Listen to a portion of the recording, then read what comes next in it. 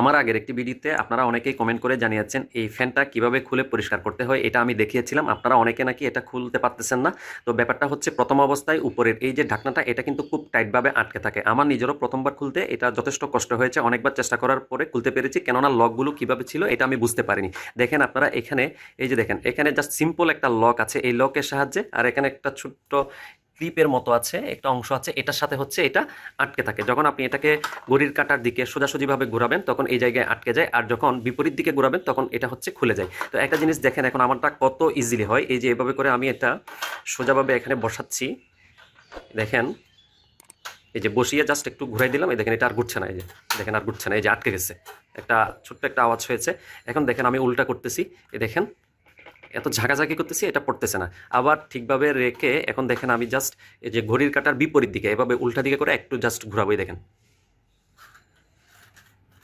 আমি এক হাতে ভিডিও করছি আর এক হাতে চেষ্টা করছি, দেখছেন একটা আওয়াজ হচ্ছে, সাথে সাথে খুলে গেছে, এই দেখেন এটা খুলে গেছে।